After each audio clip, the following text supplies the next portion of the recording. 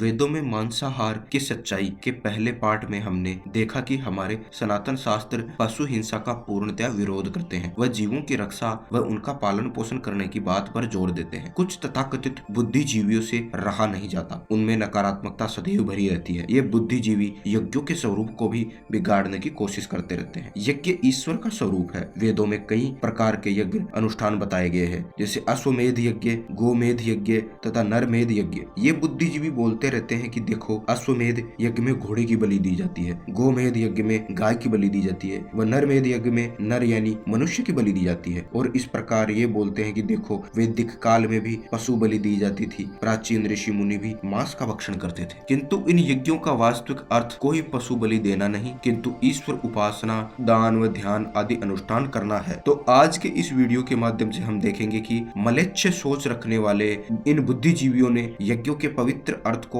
कैसे बिगाड़ा है व यज्ञ का वास्तविक मीनिंग क्या होता है। नमस्कार दोस्तों, हमारे YouTube चैनल लॉर्ड कृष्ण भक्ति में आप सभी का स्वागत है। बहुत से लोगों की मान्यता है कि यज्ञ में पशुवध किया जाता है, किंतु वास्तविकता इसके बिल्कुल उलट है। वेदों में यज्ञ को श्रेष्ठतम कर्म या एक ऐसी क्रिया कहा गया है जो वातावरण को अत्यंत शुद्ध करती है। भगवान श्री कृष्ण भगवत गीता में यज्ञ रूप में कर्म करने की बात कर रहे हैं। इस श्लोक का अर्थ है श्री विष्णु के लिए यज्ञ रूप में कर्म करना चाहिए, अन्यथा कर्म के द्वारा इस भौतिक जगत में बंधन उत्पन्न होता है। अतः हे कुंती पुत्र, उनकी प्रसन्नता के लिए अपने नित्य कर्म करो, इस तरह तुम बंधन से सदा मुक्त रहोगे। यहाँ भगवान श्री कृष्ण यज्ञ रूप में कर्म करने को कर्म बंधन से मुक्ति का मार्ग बता रहे हैं। यदि यज्ञ में पशु बलि दी गई तो फिर उस कर्म का तो फल भुगतना पड़ेगा, तो मुक्ति कहाँ हुई। वेदों में अघवर शब्द का प्रयोग कई जगह मिलता है, तो सबसे पहले इस अघवर शब्द को समझते हैं। निरुक्त या वैदिक शब्द व्युत्पत्ति शास्त्र में यास्काचार्य के अनुसार यज्ञ का एक नाम अघवर भी है। यज्ञ मतलब अघवर, यहाँ घवर का मतलब हिंसा के साथ किया गया कर्म बताया गया है, तो अघवर का अर्थ हुआ हिंसा रहित कर्म। यदि यज्ञों में पशुवध होता था तो वो अघवर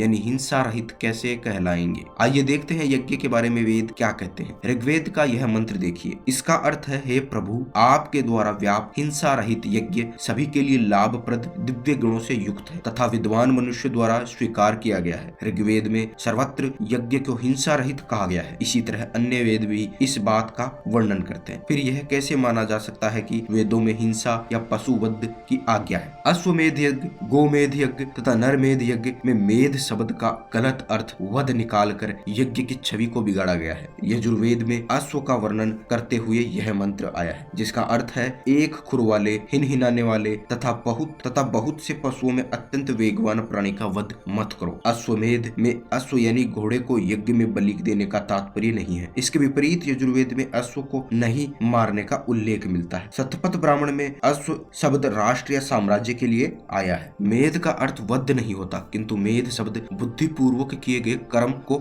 व्यक्त करता है। अश्वमेध यज्ञ का अर्थ राष्ट्र या साम्राज्य के वैभव और समृद्धि के लिए समर्पित यज्ञ है। इस प्रकार गो का अर्थ पृथ्वी भी है। पृथ्वी तथा पर्यावरण की शुद्धता के लिए समर्पित यज्ञ गोमेध यज्ञ कहलाता है। जब मनुष्य मर जाता है तब उसके शरीर का विधि पूर्वक दाह संस्कार करना नरमेध यज्ञ कहलाता है। वेदों में हमें पशुओं की हत्या करने का विरोध तो मिलता ही है, किंतु गाय की हत्या पर तो तीव्र आपत्ति की गई है। यजुर्वेद का यह मंत्र देखिए, जिसमें गाय को जीवनदायिनी, पोषण करने वाली बताया गया है, वह गो हत्या को वर्जित बताया गया है। इस मंत्र का अर्थ है, सदा ही रक्षा के पात्र गाय और बैल को मत मार। ऋग्वेद में गो हत्या को जघन्य अपराध घोषित करते हुए मनुष्य की हत्या के समान बताया गया है। इस प्रकार वेदों में हमें कई प्रमाण मिलते हैं जिनमें किसी भी निर्दोष प्राणी की हत्या को निषेध बताया गया है। दोस्तों, इस वीडियो के अगले पार्ट में फिर मिलेंगे। यदि वीडियो अच्छी लगी हो तो please like, share and subscribe कीजिए व बेल आइकन को दबाना ना भूले।